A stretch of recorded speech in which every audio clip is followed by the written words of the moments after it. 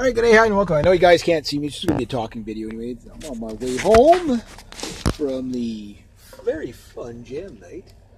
Better clear my back window because I can't see nothing. Alrighty, do that. Make sure I don't run anybody over. It's never my intention. What a nice night. Oh man, it was no flies. That's what I liked. There's that part.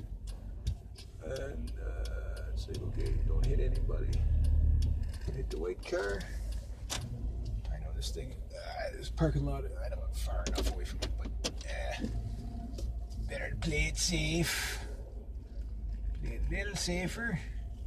A little safer than that. Don't hit the other guy. This is a tight parking lot when you come to think of it. If there's anybody walking.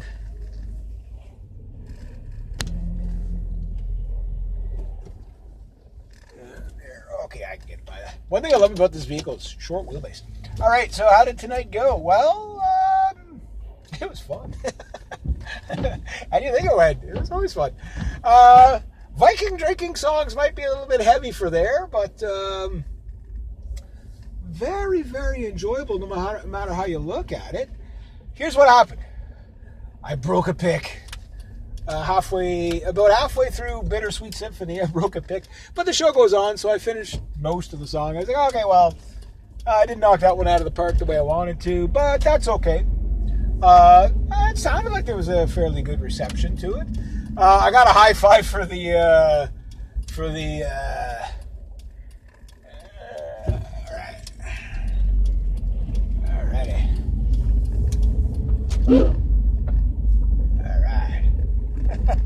I got a high five for the 10 More Miles song, the TURISAS song. I think I had a few people yelling with it, but it might have been a little bit more overkill than I anticipated. It was like, it's like, okay, yeah, it had the drive. There's definitely, the vocals and the drive is definitely no problem there. So I played it well. There's no doubt about that. It looked like the audience was kind of like, okay, what's going on here? This guy's a mental case and stuff like that. But it looked like they were having fun.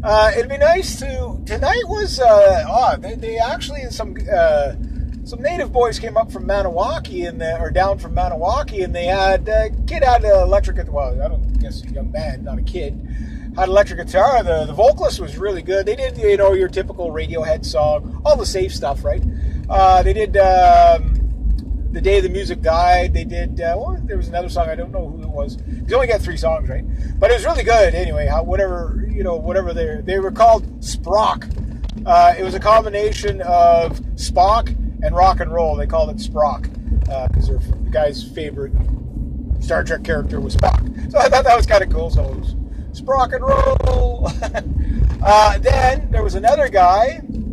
I've seen him before. He's the guy that a couple of weeks ago he asked if he wanted me to play harmonica, and I told him my songs would be a little bit too fast, but he got up and he did the Elsid Barrett, and he did a nice job. He was singing it he had a guest from Taiwan or whatever, and he was singing her a couple of Canadian classic tunes, and I guess technically the Elsid Barrett is not a classic tune. It's a classic tune because, the song's probably a couple 100 years old. These potholes. Oh my God, the potholes. My suspension. But a good night. I was talking to a fair amount of people and stuff like that. And it started out, there was not a lot of people, but then there was about 5 people went up. So that's not so bad. Last week, there was a lot less, so you never know what you're going to get. The guy just before me was pretty mellow, so I must have been a big punch in the face of sound when I got up there. To me, okay, let's put it to you this way. The guy playing before me, okay, I played the Scientist by Coldplay. I did pretty good, but I think I messed up a little bit. Nothing to, as long as I got the verses right. And the ooh part, not too bad. I know I kind of botched the ooh part. I did the shorter versions of the songs anyway, just, get later or whatever. I don't mind. It's different if I have the whole place, like the whole show to myself, then I'll drag it out a bit more, if people are into it. But again, you can't hear past the monitors. It's usually not till I examine the video footage after if I hear people singing along or not. So I'm hoping there was some sing along there, but it doesn't really matter. I think I did the Coldplay song very well. I think a lot of people just like how I introduce the songs too, because I always put like a little bit of a story to it, But the TURISAS song was fantastically fun to play. TURISAS. One guy's like, high five, man, that was cool. But the bartender, she kept dropping stuff and whatever, and I was like, is it because of the Viking drinking song? She goes, yeah. She's all hyped up, so everybody gets all hyped up. Unfortunately, Bittersweet Symphony, I had to cut out the tail end of it, but I played it well. It's just my pick was disintegrating in my hand, and I had to resort to the show must go on, smash it with your hand as much as possible to get. Can I make it? Can I make it? Can I make it? Can I make it? I'm gonna make it. I made it without speeding. So anyway, yeah, it was like. Long story short, I mean, the pick I had, that's the problem with when you're not, you get on stage and you get off stage really quick. A little tip, and I should have done this myself. I mean, it's not like I'm not aware of this. Sometimes you'll break a pick, right? And depending on what you're playing, that's why I think most of the people there do finger style. It's just they never have to worry about that. But I thrashed pretty hard on the guitar. Tonight was a test for my guitar. Like, I'm driving through a little bit of fog right now. It was thunderstorms today. It was over 30 degrees. Ooh, raccoon. I think there's going to be a lot of little buggers out on the road tonight, so I better watch my speed. I don't mind going a little bit slower. I mean, it's not like there's anybody on the road now, right? Anyway. Yeah, when you break a pick, if you're sitting in a chair, grab a handful of picks, toss them between your legs, so to speak. So if you have to grab one, it's not stuck to anything, you can do it. If you're actually got the gig, what you can do is tape them to the mic stand, and then, you can just reach up and pull one off the piece of tape really quick. But just make sure the tape is on there. Tape the tape on so when you pull it, the whole strip of picks don't just come off. I found that out a long time ago. You got to tape both ends of the tape strip on there, or else you just pull everything off. So that's a good idea to do that. But obviously, like on a jam, I'm not worried about it. Will I play these songs again live? I don't know. The Scientist, I'll definitely probably play it live again. I want to hear how The Scientist came out. That was the song I was most worried about because I did kind of botch the lyrics. It's only 2 verses, but it comes back to the, don't bring out the songs too early. But then again, you get the urge to play a song, you just want to play it. You know what I mean? It's not even a matter of, did you, oh wow. This guy's driving pretty fast in the fog. I'm right along the river right now. If there's a deer on the road, this guy is screwed. Yeah, dude, slow down. Like, I'm a little bit below the speed limit, but, it's like in the fog by the river, I could barely see his taillights right now. He's maybe 150 feet ahead of me. I could just barely see his taillights. Yeah, slow it down. You're in such a rush, you're going to die. And if you're going off the ditch, I won't be able to see you. But anyway, to help you. So. But anyway, yeah, it's like, I felt good. I think my vocals were really good, except for I botched a couple of words. But the thing is there was no stutter. Just I substituted words in the Coldplay song that are not actually. But the formula of the song was good. And like, the only place I messed up was in the first ooh ooh part, and I cut out a few little parts. So it will have come out okay. But again, what you go for too is how did you sound? One thing is it had Dave Taggart on the PA tonight, and that man knows how to mix a PA. From where I am, it's like the balance was good. Like the vocals weren't too loud to the guitar. The guitar had definitely more than enough drive in it. And I mean, I got a shitty pickup in there. Those Dean pickups, they'll do the job. They're at that quality. Like, they're a good pickup. They're reliable, everything like that. But tonal qualities, yeah, you're not going to win any. You're definitely not going to want to record with it. But that said, going the other way, it's like, it doesn't owe me anything. You know what I mean? Like it works. So I did Bittersweet Symphony. I started it off well, introduced it well, and then what ends up happening is I, like I say, halfway through, I had to like thrash the guitar with my fingers. But I didn't lose. Like nobody would have noticed until I said something. But yeah, it happens, right? So I'm not too. Oh my God, I botched it. Blah blah blah. No, I held it, but it just I shortened up the song, so I couldn't do the very very fine. I got through all the verses, and then I just okay, well, the very I want the drive on that last bit of the song. So okay, so I might have cut out about 45 seconds of the song. Not a big deal. I don't know. People liked it, but again, it's hard to tell. Like usually when you're up there, it doesn't sound like people are really going nuts. But then when you listen back, sometimes they are. But is that a motorcycle? Oh, it's a car with one headlight.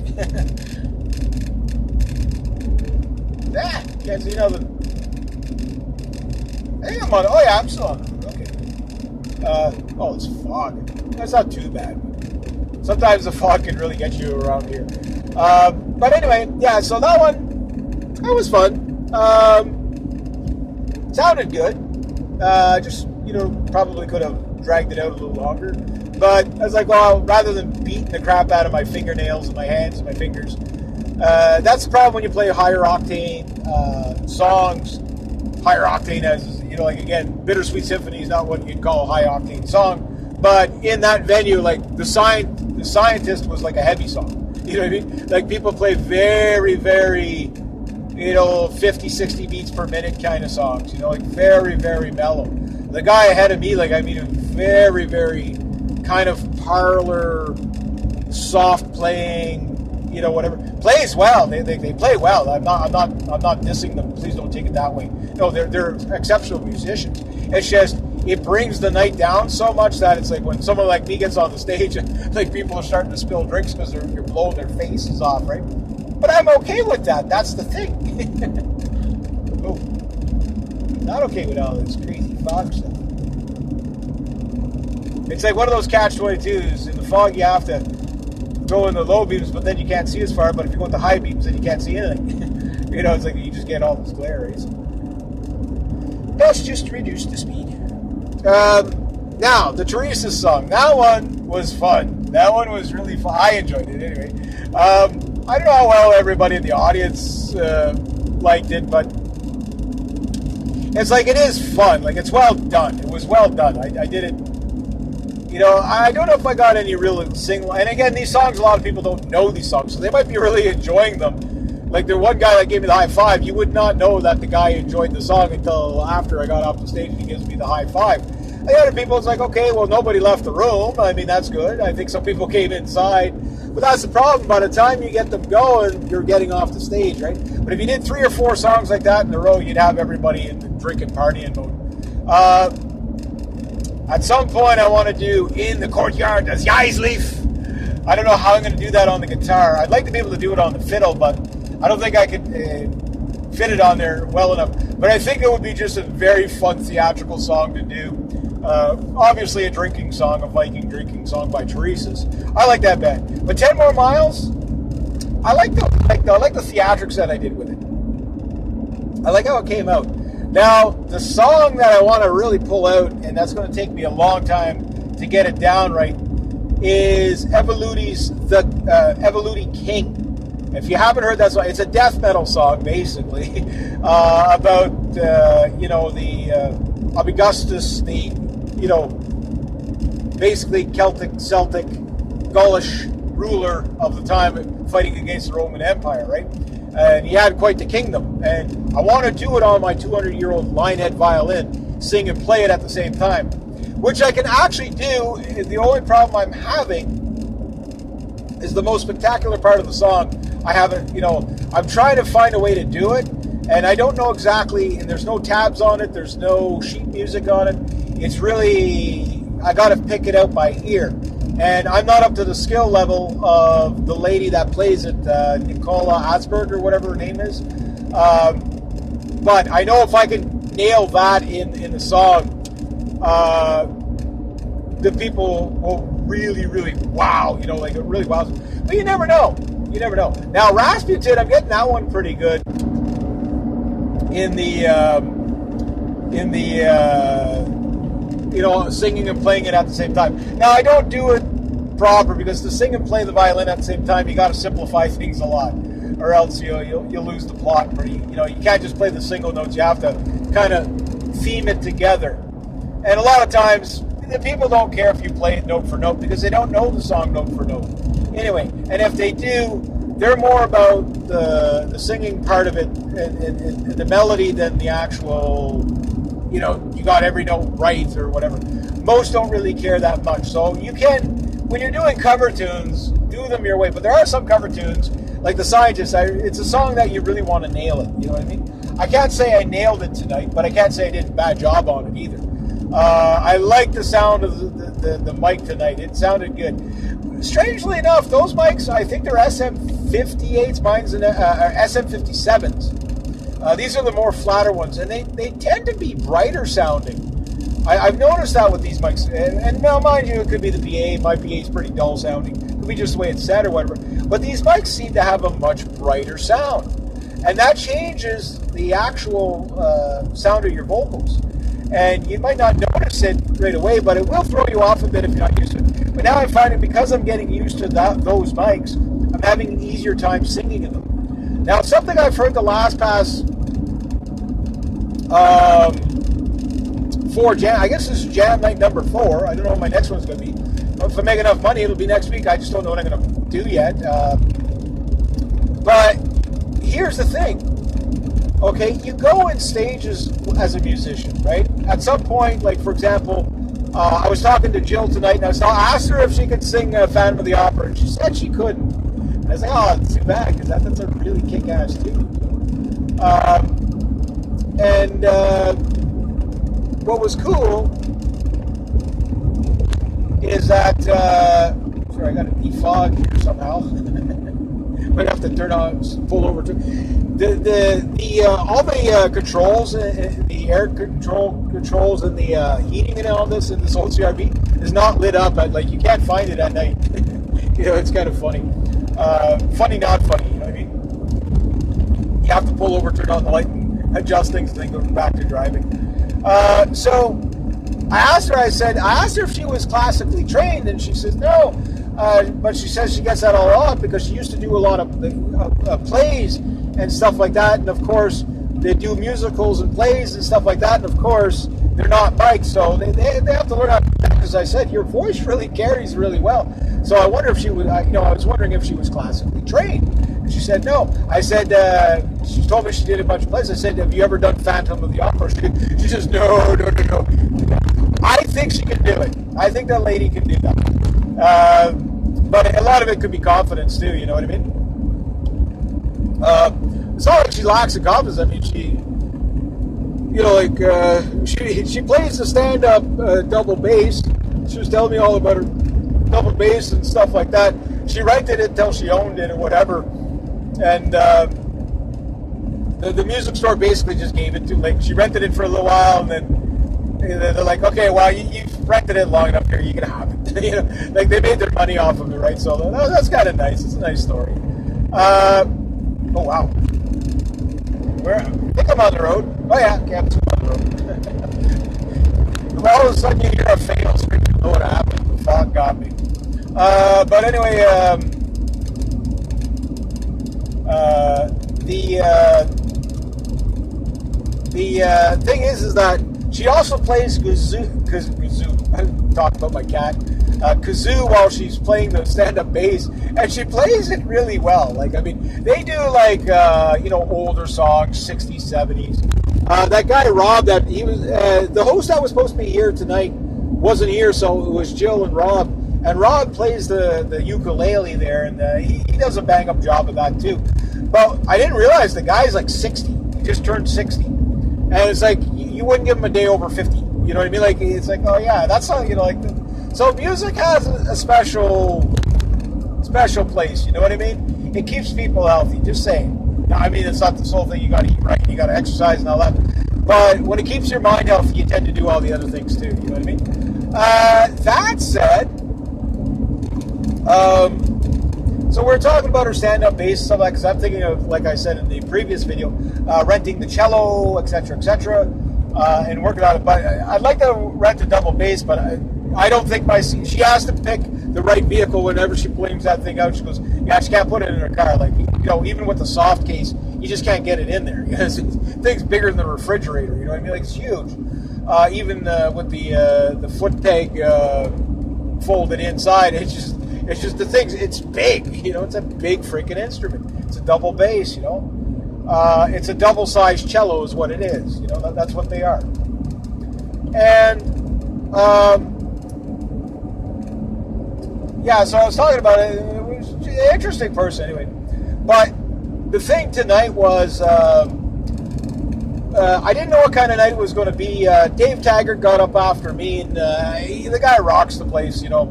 The guy has a great voice. See, the thing for me is, my voice, I don't have what you would call, can't say aesthetic, what am I looking for? Audible, a really great audible tone. I could sing in key or yell in key or however you want to look at it, but I don't have what you would call like a stellar voice. I don't have the golden voice, right? So you sing well. I could project. That's one thing I got on my side. So when it comes to raspy, you know, Viking drinking songs, I'm no problem because, well, I can really power up.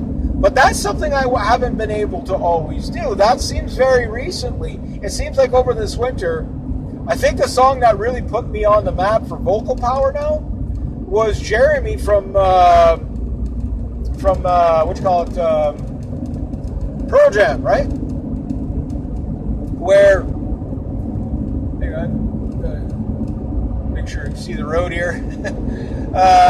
That ending of Jeremy where he's doing the whoa whoa part, you know what I mean? That takes a lot of vocal power, but it takes a lot of vocal power to do it without straining your voice. That's the whole thing. Eddie Vedder isn't straining his voice when he does that. He's using all lung, and it's all from the gut, you know. There's a bit of head voice in there, there's no doubt about that, you know, but the wind is from the gut.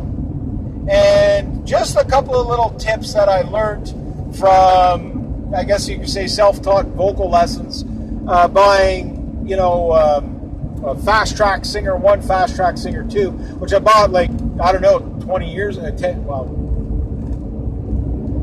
how long ago was that? Yeah, man, it'd be over 20 years. Well, no, it wouldn't be 20 years.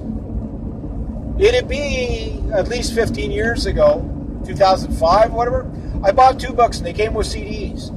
And they discussed everything. It's better to have a music teacher because you learn things 5 times faster when you do. But the thing is that it taught me how to breathe a lot better. It taught me, like, when I go out, for example, it's well after my supper. The other thing is that I don't eat very much. Wow, that fog's bad. I don't eat or nothing very much whenever I sing, right? Because it just fills you up, and then you start burping, and you get winded very, very easily. Now, if you're gonna make an easy night out of your gig, and you want to sing, like, say, 4 nights a week, go buy yourself. This is what you're gonna do. You're gonna learn your songs, right? Then you're gonna go buy a big double-sized pizza, huge pizza. You're gonna eat 8 or 10 slices out of that pizza. Then go sing right after. You know, do this at home. If you can sing every song and sound good with a full belly, those songs are easy on you. And you'll be surprised what songs you can get away with a full belly. That said, you start doing some vocal gymnastics. Hopefully that wasn't a cop there. But start doing some vocal gymnastics. You're going to, you're going to need that empty belly. You're going to need that wind. You can't have, like, say, like chocolate, anything sticky. Now, I drink Coca-Colas when I go, which will chalk up my voice, but I usually get a glass of water just before I go up, right? And that way I don't get too chalky with my voice doesn't get chalky and dried out on the first song, you know what I mean? But the thing is learning how to sing, I'm starting to get what I call the head voice. I'm starting to be able to do that now, and I'm starting to be able to transition between my head voice and my, from my gut, right? In other words, I'm using the vocal techniques that are keeping me from burning out my vocals and ending up having to get an operation. Tarja, whatever her name from Nightwish, the second or third Nightwish singer, I think she summed it up best. If you strain, you hurt things. And if you start to hurt things, that's it. You'll end up getting nodes on your vocal cords. Then after a while, you have to, it's like, I think of it like a callus on your diaphragm, right? And they have to cut that out after a while. You know what I mean? And then every time you do that, you have less vibration there. You can't do vibrato. It gets to the point where it affects your talking voice, right? It's definitely a serious thing. Now, another thing I found out interesting about Jill tonight was she has, what's it called? It's where you start to experiencing a ringing in your ears. Some musicians get it, and it's very sad when they do because it cuts out frequencies. So she has a constant ringing in her ear all the time. And sometimes it's hereditary. It's basically your ear, the bone in your ear gets pressure on it. Sometimes there's nothing they can do about it. And when it happens to a musician, it's like, it's the worst. You know what I mean? Like, it really doesn't, it's really not something you know, it's bad enough for regular people to start, experiencing that. But, I think that's what Mozart or Bach suffered from. And it got to the point where he had to cut the legs off the piano, put it on the floor, and write his Ninth Symphony. He wrote it basically stone deaf, and the only way he could hear it was through the vibration on the floor. So I said, it's really, and one thing I've noticed is people that tend to have that always seem to be playing the stand-up bass. So I asked her, I said, can you actually hear the notes, or are you just going by the boom, like the actual bass, the vibration of it? Like are you pulling a Mozart or a Bach or whatever? And she says, no, I can still hear, but it's not dominant yet, so she doesn't have the problem with it. But it's like, it puts a chill down my spine to even think about that happening. So if you're a musician, you got to take care of things. You got to take care of your vocals. You have to take care of your fingers if you're a player. It doesn't matter what you play, if you need your fingers. But you also got to take care of,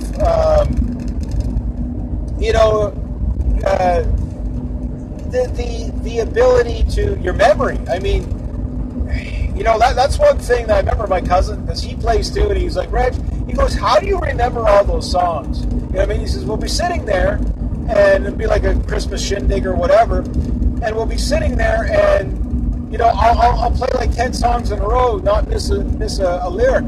But I'm like, the repetition of playing them over and over again over the years is usually why I remember them. What gets me now is that usually a lot of the songs I'm playing now are not songs I've been playing for decades on end, you know what I mean? All 3 songs tonight, including The Scientist, I've only really started playing it a couple of months ago. I've only really started putting it together, which is an easy enough song to play. But I only started really putting it together about literally this week. So I didn't do bad considering, but give me 6 weeks with it, I'll nail it, you know what I mean? Like, you don't practice it until you get it right. You practice it until you can't get it wrong. And those songs you'll play forever and a day. And, if you mess up once in a while, you don't care. Most people don't notice, especially for the newer people, they get kind of conscientious about making mistakes. Don't worry about it. Don't worry about it. I have yet to play a show where everything went 100% all the time. It just doesn't work like that, and that's not a bad thing. Sometimes it forces you to improvise, which is a good skill to get. It puts you on the ball. I'm more look at it for how does the audience, are they enjoying it? You know, are you playing the best of your ability? I love it when I nail a song perfectly. And like I say, like the songs that, like I say, almost everybody that played tonight that I've seen before, they have a repertoire of songs that they tend to play all the time.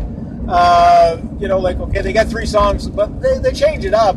But I can guarantee you that if I see Rob and Jill again, like, their set tonight, I was singing along with some of their stuff because, like, I've heard it before. You know what I mean? Like, and stuff like that. And that the familiarity is what gets you the crowds hooting and hollering because they remember, unless they know the song already. You know what I mean? Nobody, I can guarantee you, nobody in that bar tonight ever heard the band TURISAS before. You know what I mean? And some of them may have never heard Bittersweet Symphony. I'm pretty sure everybody would have heard The Scientists before because that was a very popular song in 2002, right? I like playing it. I really do. I'm not a big Coldplay fan, but you know, they did have a lot of catchy tunes. I mean, they were the other side of the coin to pretty much Oasis. Oasis I've always liked. I don't know how many Oasis songs I've played, but I've played so many of them. I've played them, you know,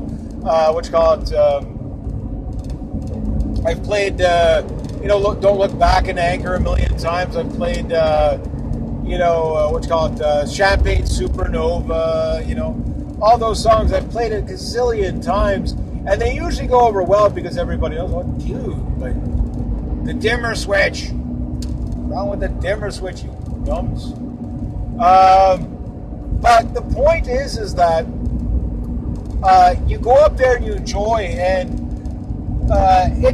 you will get rusty at it after a while if you don't do it enough, right? When you play every week, you tend to start to play better because you start to just focus more on the instrument. I like the way the mic was set up tonight. You know, like, it wasn't rushed because everything was already, the guy ahead of me was sitting and playing, which made it good. You know, I didn't have to adjust anything. I adjusted the chair a little bit, but other than that, I don't think any tune I played tonight was over 3 minutes. So I think I wrapped it all up in one 10.5 minute show. So I didn't get my full 15, but it doesn't matter. You know, like, you know, if you get the full 15, it would have been probably at least 12. I average about 12 minutes when I play live. Now, if I bring the mandolin out next week, I could do one song, and I call it Tale of Two Ships, and I run it into, technically 2 songs, Tale of Two Ships, and I run it into a Farewell to Nova Scotia, right? And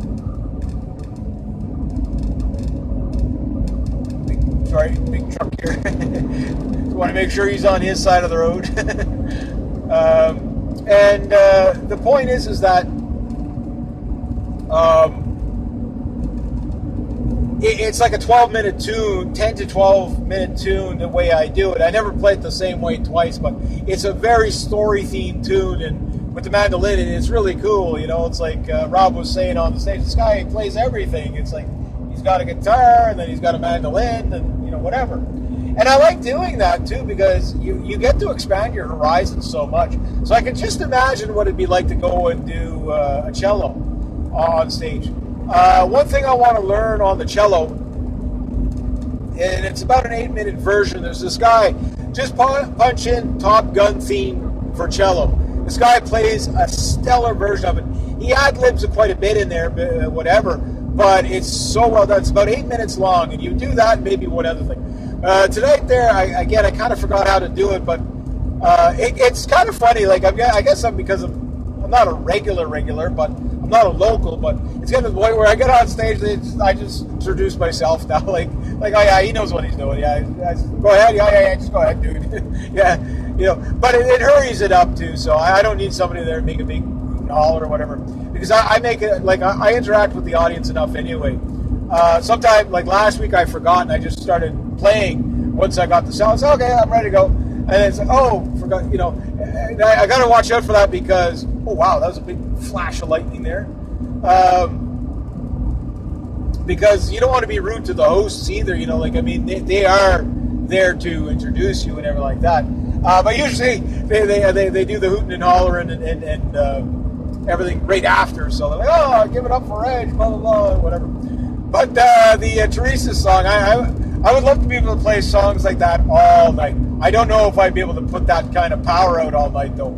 That song takes a lot of power. It really does. It would tire you out after the first set. If you played 8 or 12 songs like with that kind of power, I don't know how those guys do it. I mean, these guys, the lead singer from Trade, what I love about that guy is he sings like a man. You know, it's TURISAS, you know, like that. But how does he do that night after night after night? You know what I mean? And you can tell, like, sometimes you'll watch, like, live concerts of bands, and you can tell, like, the guy's vocals are shot because he's played 4 nights that week, and some of them, you know, they've been drinking the night before. See, if I was on tour, wow, am I on the road?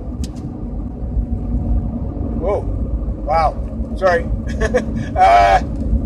You ever seen the movie The Mist? Yeah, that just happened. Okay.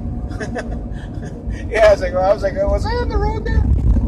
And this highway is so freaking curvy, like it's literally trying to always kill you. But anyway, yeah, like these guys that sing night after night after night, it really is very impressive how they can pull away with it. You know what I mean?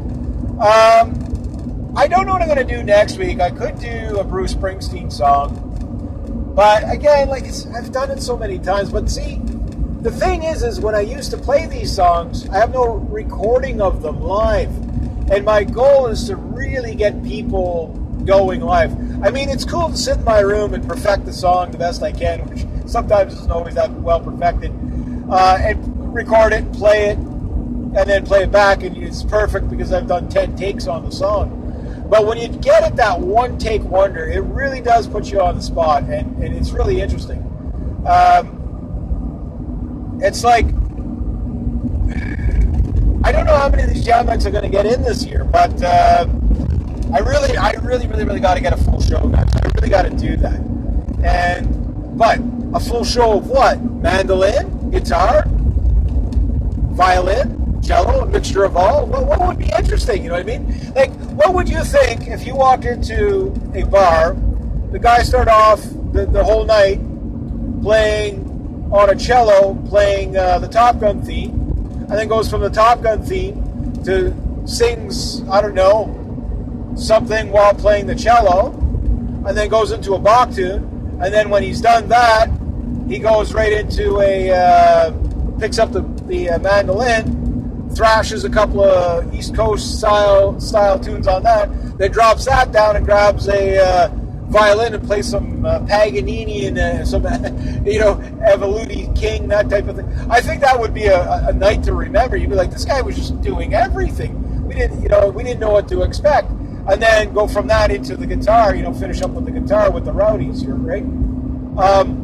Yeah. But I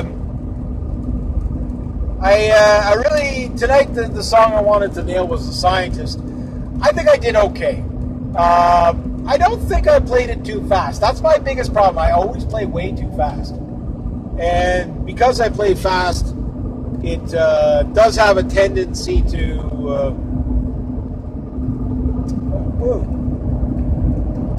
I guess I better stay on the road. Yeah. About that. Yeah, I do have a tendency to play quite fast. Again, sorry, if I pause, it's because like I'm going through like clouds right now. It's like, it's weird. The fog is at about eye height level, so I can see ahead of me, but I can't see the road. Now I can see the road perfectly clear. And then it's like I can see the bottom of the road, and then you know, whatever. And my window, you know, it keeps getting all. It's like these are all moisture clouds or whatever, right? But I had a lot of fun tonight. I had really good fun tonight.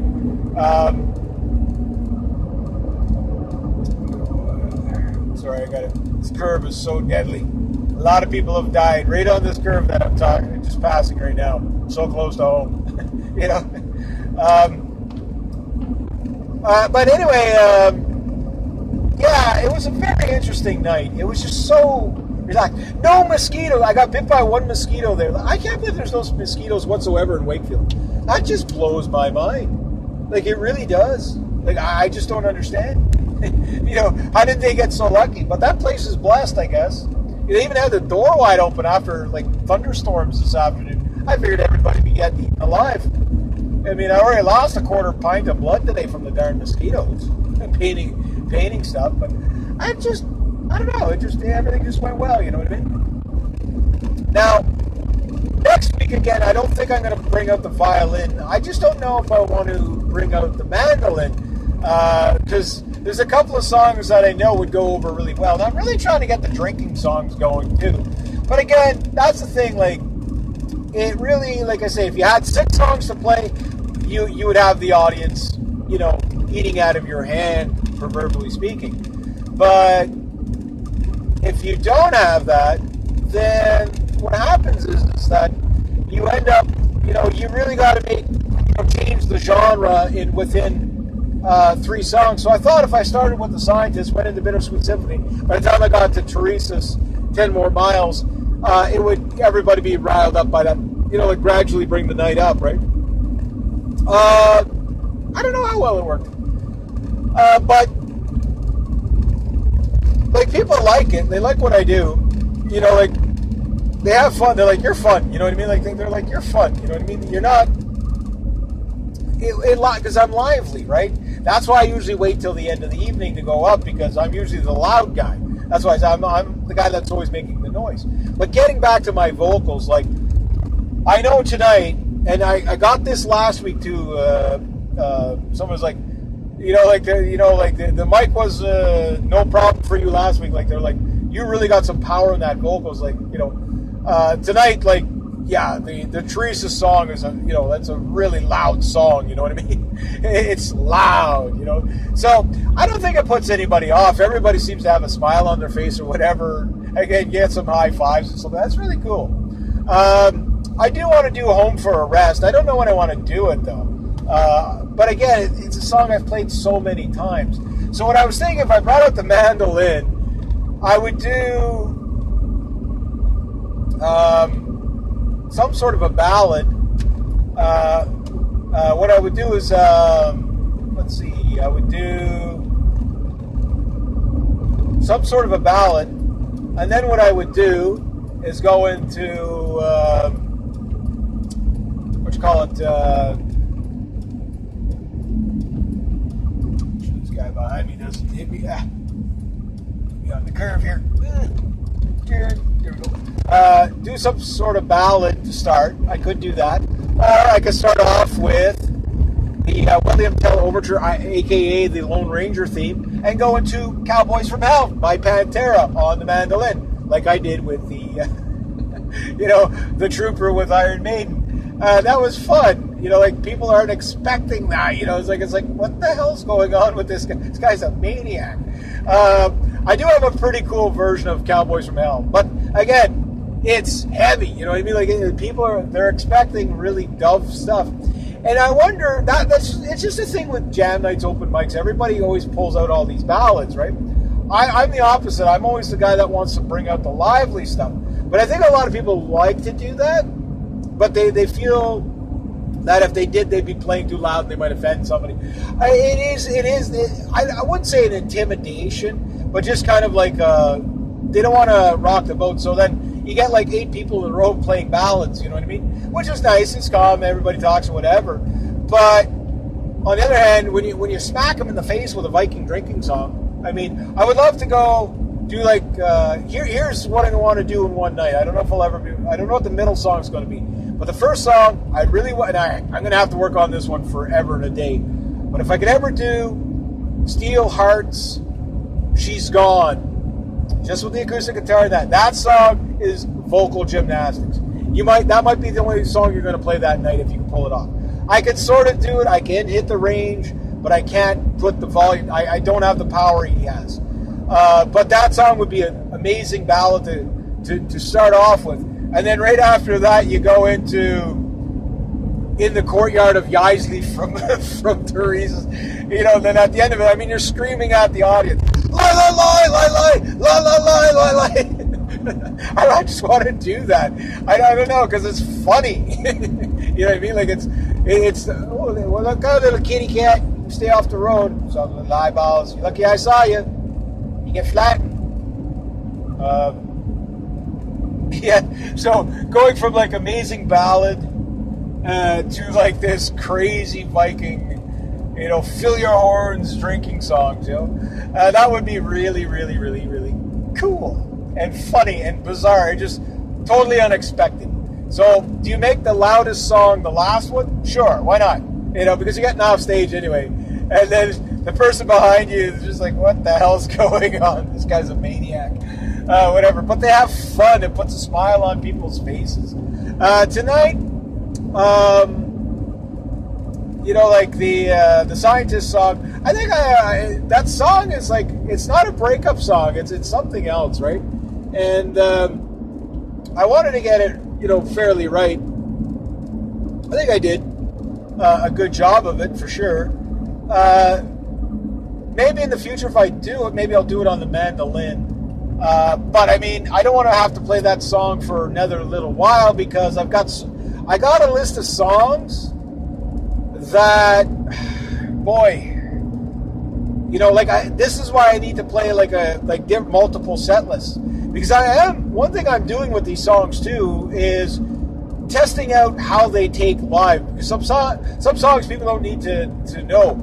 It's just if you can get them humming and singing along, that's why I like the la la la stuff, because everybody knows the word. Oh, I know a song I wanted to do, Journey's Separate Ways on the mandolin. So, Cowboys from Hell, with the lead-in from William Tell's Overture, or the Lone Ranger, Cowboys from Hell, Separate Ways, and then finish with, what did I say I'd finish with? Oh, darn, I kind of forgot whatever it was going to be cool. Yeah. Somebody played the Wreck of the Edmonds Fitzgerald tonight, the harmonica guy, but he was playing it on the guitar. He's definitely not a guitar player first, but man had a lovely voice. I'm going to have to jam with him one day just to, whatever. I was talking to him a little bit. We were trying to figure out our parking spots tonight. The yard was pretty full, so it was like trying to squeeze this thing. The nice thing is it's not a very big vehicle. It's basically a Honda Civic as an SUV. It's like, okay, we're going to take a Honda Civic wheelbase, nice and short, and we're going to put an SUV frame on it and tell people it's a creative recreational vehicle. And it works because you can't get into pretty tight spots with it. Okay, I'm in Pinball Alley here. I'm going to slow down my speed a bit because there's always a lot of deer around here. But anyway, yeah, it's just, I love nights like tonight. It was near 12 o'clock when I left, so I was like, I wanted to stay a little bit later, but it is what it is. You know what I mean? I don't want to wake my dad up. He's got to get up early in the morning. Tomorrow I got to sleep in. I don't have to get up early until Friday, so today's Wednesday, or now I guess technically Thursday. But one thing I really like is the idea of going out, just hearing all these different songs and people's music and their styles and whatever, and just socializing. You know what I mean? That's 90% of it. It's just a socialization of it. But I also like giving people different brands of stuff. You know what I mean? So for me, something that I hear all the time, I take for granted that everybody knows it, but they might not know it at all. And I'm flying under a cloud right now. Ooh. It's like literally the fog is just a bit over my CRV, so I got a cloud at the top of my roof. That was kind of cool. Yeah, so it's, I don't know what my next, I'm going to have to think on this one, because I'm kind of running into a bit of a trap of, I'm either going to have to bring out older songs that I know better, or I'm going to have to learn the newer songs faster. So that again, you don't practice them until you get them right. You practice them until you don't get them wrong. And that's why you make your mess ups, is because it's not, you're not on autopilot when you're doing it. Once you're on autopilot when you're doing it, you can just concentrate on just playing the best. And it's like you don't even really, how's the best way to put it? You hear yourself sing, obviously. You hear the song, obviously. But you're more listening to see if you're just in tune. And the lyrics just come out of your mouth where they're supposed to be. And I had a bit of that tonight. So I felt very comfortable with the songs. especially Bittersweet Symphony, because that one, again, I learned it over the winter. I've always liked it, but I've never played it live. It's too bad my pick broke halfway through. But I covered it. The show goes on. There's a couple other songs that I really want to pull out. Don't know when I'm going to do it, or which way I'm going to do it. I really, really can't wait to try the Evoluti song with King, with the violin playing and singing, because I think that's going to be very unique. And my vocal power is getting there. What I'm getting at is that, like I started off with the video, that you learn things in stages. So about a decade ago, like back in the 90s when I was playing 4 nights a week, I was just a guitar player. That's it. I yell in the mic once in a while. I played a couple of gigs where I actually sang. I definitely wasn't a singer. I barely scream in tune, you know what I mean? Barely yell in key. I mean, now at least I can yell in key, you know what I mean? So I wasn't a vocalist by any stretch of the imagination. It took a long time to be able to play, and I had to do a lot of acoustic stuff to really get to play and sing, right? And at first, people would say, I'd go to a jam night years ago, and you'll see this about people that just starting out, is they're just about giving it all they got, but their lungs are not built up yet. Their vocal muscles are not built up yet. So they're almost singing to the point of just like blowing out their vocals. And yeah, it's just they get winded and you can't hear them. You just can't hear them in the mix, right? And then after a while, you start, it's like they're now starting to hit the mid-range and they can cut through. And it's not even so much a volume thing, it's just knowing where to put your voice so you can cut through. How to use your mids, right? Your head voice versus your diaphragm. And again, if I had the money, I would have taken all kinds of these lessons years ago. I had to learn everything by, by ear. Now you've got YouTube, so you can learn a million songs on YouTube, which is nice. It really speeds things up. But you've also got another thing going on where with the vocals, okay, playing and singing is a skill, and I forget where, it's Rebecca, the vocal athlete. She does reactions to a lot of songs, right? And the thing is that one thing she's saying, she goes like, when she sees somebody playing and singing at the same time, she understands the skill that it takes to coordinate the two. And, it is a skill, and a lot of people might not appreciate, how difficult it is to do that. But after a while, it's no longer difficult. It becomes second nature. So what I would recommend anybody learning guitar is learn how to play and sing right from the start. Because what'll happen is your everything will be learned at the same time. I'm going to shut this off. And I'll just finish up the video. You'll learn everything at the same time, but not only will you learn everything at the same time, you get the advantage of, getting out there earlier with stuff. So this is what happened. Oh, wow, nice stars now. The thing you learn is that your vocals are an instrument as well. So for me, I'm vocal power, no problem. What I need to work on is the sweet tone. I don't have that yet. I don't have those little vibrato nuances that really set, an actual singer apart. So I'm still just I'd be an okay backup vocalist. I have no doubt about that. Or anything that doesn't require a sweet tone. Think like, your pop star type guys. I'll never be that. I'm not saying, I'll never be that. No, I'm okay with that. It's not what I'm after. But it is, one of those things that, okay, you can learn from those guys. Like, for example, Bruno Mars. Locked Out of Heaven. I love that song. It's getting a bit old now, believe it or not. I can't believe how fast I learned it.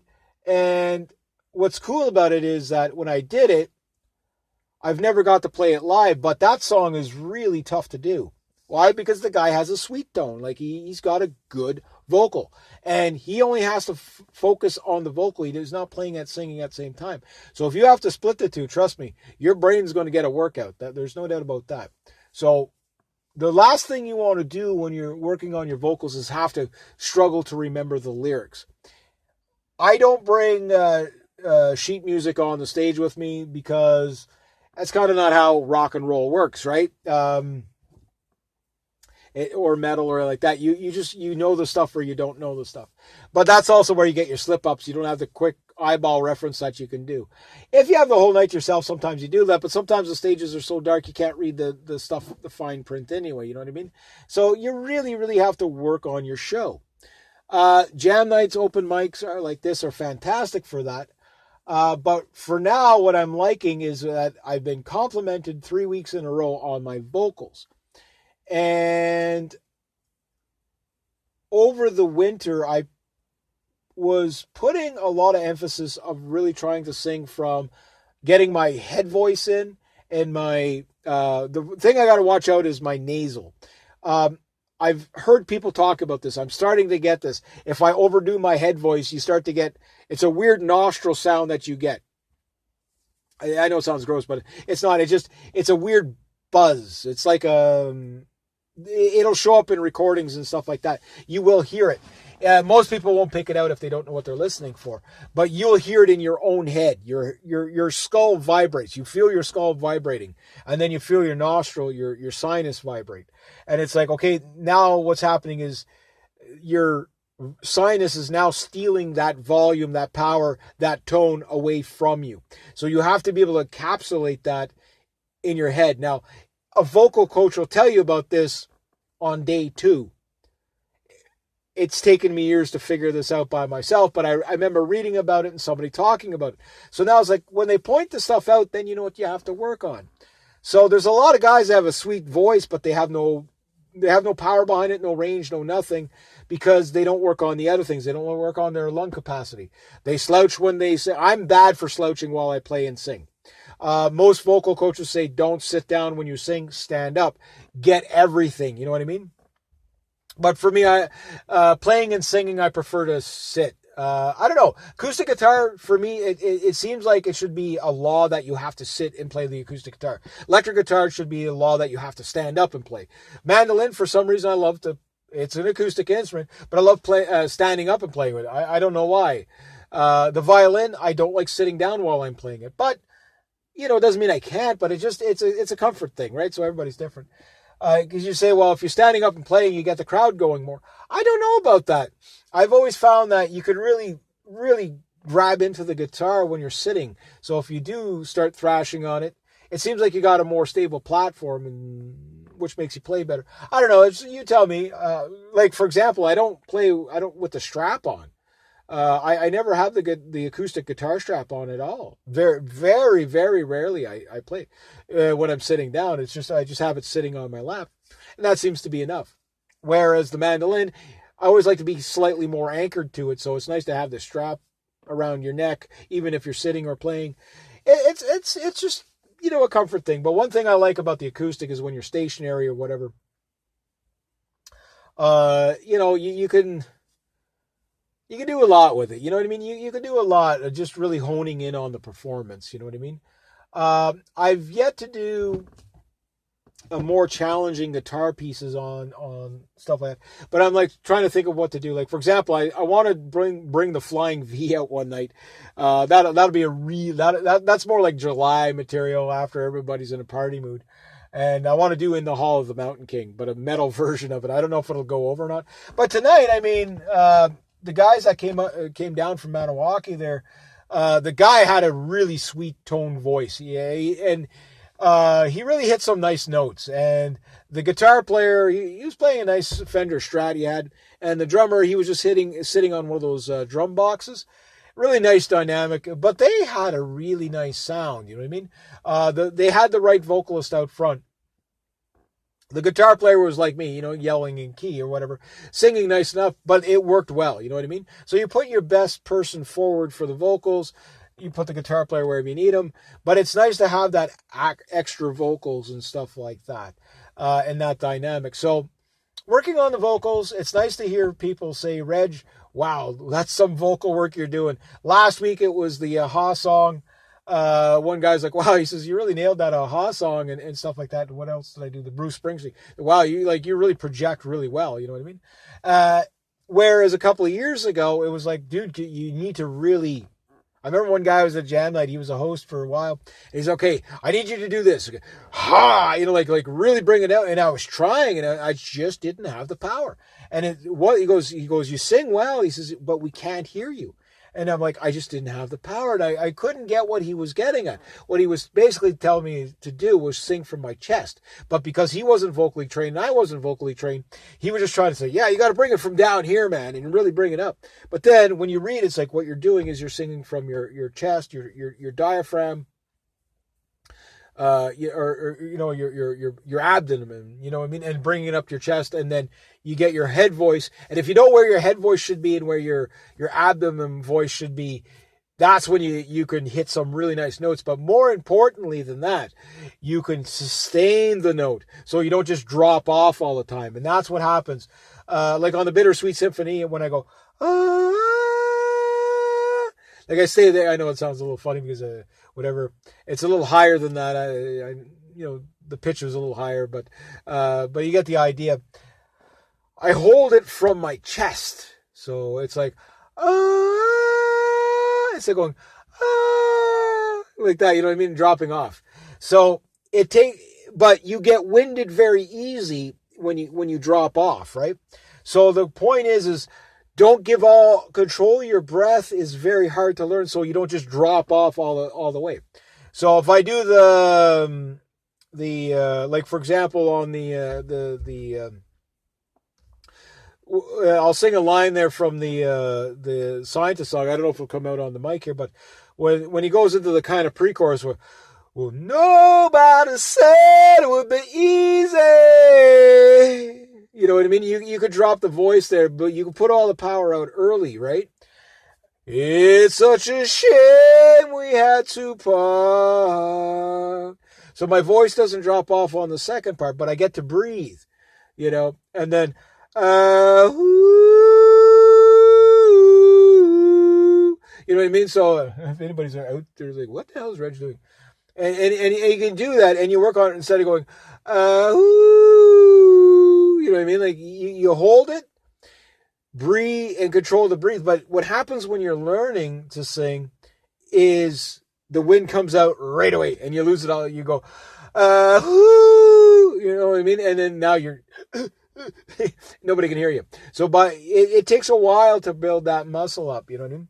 So it'll be interesting to hear that. I hope the Scientist came out really well, even if I shortened it up a bit or whatever. I was hoping to hear some. Claire wasn't there tonight, so. But I'm sure Jill was probably singing along. Again, I can't hear past the monitors, especially, and that's a good thing. That means I'm projecting well. Problem is when you can't hear past the monitor, you don't know if anybody's singing along with you, you know. So, and you hope they are, but you never know. But I know when I heard TURISAS, I heard it once or twice, and then you couldn't hear it over me. There would be no way to hear that over me from up on the stage. I mean, that was some serious. Like, I think that's the loudest I've ever sung in my life. But I really went a lot of dynamics on that, and I'll just give you a little example, and I'm going to wrap up the video because, you know, when I get all riled up on these jam nights, I just love the self-reflection. But it's like, who will be there when the skies turn gray? TURISAS! You can count on us. You know, like that's, it's more yelling in key, right? And then, you know, then you go from that, and it's like, who will push you through heavy days? TURISAS, rugged and robust. And then I do the la la la la la la la la la. And then when I stop, and then I go from that to the night was cold, but I kept walking on. You know, and I'm moving my voice around. But then, like, you're like a talking deep and ever like that. But then you jump up and to another stage where you go from walking on I'd pass the point of no return. And you try to keep your voice fairly level on it. And then you're like, persistence is noble. So the captain, while going down, went down with a ship that'll full, lack the courage to turn around. Oh yeah! You know what I mean? So, and then you jump up and down. But you can see the goal there is to keep the vocals stable, right? Because if not, you'll be, oh! You know, I'm bad enough as it is that I want to make sure that I get that. But you can't get that until you get the power in your lungs and power and stuff like that. So that's all the singing I do. I don't know if probably blowing out the mics on this thing, but you could, if you know what you're listening for, you can tell when I'm using my head voice and when I'm using my you know, from my gut, you know what I mean? And then in the chest. And you will change your posture too and stuff like that. I can go on forever in a day, just the little tips I got. But if it helps somebody, that's fine. But the biggest tip is go to a vocal coach. Like, I bet you if a vocal coach got a hold of me, they could undo a lot of bad habits that I've probably picked up over the years and, you know, recorrecting. So if you're going to play and sing, I know a lot of people do it just for fun, but you do have access to like YouTube and stuff like that. Look at some vocal coach stuff. A few tips goes a long way sometimes, but just work on it. You know what I mean? Because what ends up happening is that, like, when you hear somebody that can really hold a note forever in a day, I can't do that yet, but I can hold a note fairly long. They can't do that from day one. Some people are naturals, yes, but most people can't do that from day one. It will take you years to develop that, and you're constantly going to be developing. So it's like good wine. You just get better. It gets better with age. And for me, that's what I'm trying to do with my vocals. So someday I want to have the power, all that stuff, and then just to put the icing on the cake, the sweet tone. So people say, that guy's got a great voice, you know, not just, okay, the Viking drinking song screwed up the bartender. You just see she was giggling and laughing. She's like dropping stuff. I said, what happened? It was the Viking drinking song threw you off. She's like, yeah. She's all like laughing and giddy, you know, because it's just like that song is like, wow. Just wait till I do In the Courtyard. That was Yisleaf. Even if you're not into metal, that's the best drinking song ever. I don't know if you're from Finland, if you could tell me what the guy is singing when the live version is from about 2007, and he's walking around with a vodka bottle after the song, the craziness of the song, the madness of with the accordion and the fiddle and all that, and it comes to a stop, and then he starts singing something. It sounds like real crying and you know, like, I spilt my beer and my wife left me kind of stuff, you know, whatever he's singing. And then you go at the end of it, he's like, la, la, la, mama, papa. And then he jumps up, lie, and he just starts going nuts. And I'm just like, that is so awesome, whatever they do. You know, it's like, I want to do that because it's just like, I got to scare the shit out of people when I jump up to the lie part, because it's just, my goal though is to have everybody yelling lie with me, right? So it's all about the performance. Again, when you're in your room and you're practicing, you're a musician first, like I've said before. When you are in the studio, you are a creative artist, musician first. Right? When you're on stage, you're a performer first. So work the art of the performance, right? Interact with your audience. You don't have to do a lot. Don't try to plan out too big of a speech for your audience per song, because what happens is you mess it up anyway. I've yet to get one speech right, but I usually keep the speeches so simple that I can ad-lib it through, that it comes out pretty good. A lot of times it'll come out better than what you think, you know what I mean? And when you watch it back, it's like, that was kind of funny. But that's what draws people into the song, you know what I mean? It's like, oh, this guy's going to sing a Viking song. Yeah, here we go. You know, this is going to be crazy, you know what I mean? That's the whole thing, is about people having fun, but it's always a learning curve. I'll leave it at that. I can go on. When I get all hyped up like this, I just talk and talk and talk. But I had a great night. I like the songs I picked. I like the fact that people are starting to say, wow, you really got some power in your vocals, man. That's really cool. But I'm also the loud guy too, right? So what I'm hoping to hear fairly soon is that, and again, I'm not being down on myself. I'm just being honest about, you know, okay, my vocals are, they're, you know, I go flat, you know, I sing flat. That's the biggest problem we have when we play live, is we tend to sing flat because we can't hear ourselves well sometimes if the mix is not good. When you got a good guy on the soundboard, boy, like you hear yourself, you could just focus on being in tune. And that is so lovely when you get that, otherwise it's like the guitar is too out front, or it's too much bass, or it's too muddy in the mix. It's nice when you get a nice mix, and then it's, you can really just, and again, if you're not binded up with trying to remember all the lyrics too much, you can, like your brain will just take over, and you'll just sing, you almost can't get it wrong, and you can just focus on hitting those notes and stuff like that. And that's what you strive for every time, right? And it's always a work in progress. And sometimes you surprise yourself, and sometimes you get a pick mishap and it surprises you, and the show must go on. And yeah, it's just is what it is. So I'm going to leave it at that. I had a great night. I love that place. It's so fun. But I do have to get a full show soon. I'm like, I just haven't got my full fix yet. I need to play a good 3-hour show. But the nice thing is I'm honing in on a lot of tunes that I think are going to be fun to play live. My third set's on any time I've ever played live or whatever. My third set is usually the set where the tables are going to get flipped over and drinks are going to get spilled and people are dancing and laughing and having the best time of their lives. And again, there's so much in a performance that makes life fun. It just makes life worth living. Get out there and do it. Get out there and do it. And try to learn each time. This is one thing I love about recording the songs and everything, is I get to analyze them after and say, okay, well, I can improve here, improve there, not get too hung up. But I like the idea of the one-take wonder, where it really puts you on the spot and challenges you. So anyway, I'll leave it at that. So anyway, make sure you smash that like button if you like these long videos. I don't know, but as long as some people will enjoy this, some people won't. Because here's what happens. Here's what music does for me when I play live. It's probably about 1:30 in the morning right now. I'm going to be lying in bed, and it'll be about 4. My brain's not going to shut off till about 4:30. That's why I don't like to work the next day when I play live, because I just get so hyped up. And you're sleeping, but you're just, it does drain you. Like if you sing a 3-hour set list, 3 1-hour sets or whatever, 45-minute sets, whatever you have to play at a club or a bar or whatever, the amount of energy, it is a workout. It really does. But thing is the line in Turn the Page, later off in that evening while you're lying awake in bed, well, that line, it's just like the echoes of the amplifiers and everything like that running through your head.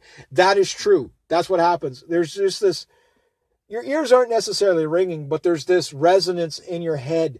I don't know if it's just because your emotion gets so caught up into it, or if it's just that the sound is loud and it just, it's imprinted in your earlobes and in your brain or whatever, or it's just that the energy and the adrenaline and all that great stuff. And for me, I get adrenaline out of it, but the endorphins definitely kick in, especially when you're doing all the singing and yelling and all that. But it's the fulfillment you get out of it. It resonates with you, and it stays with you even for days on end.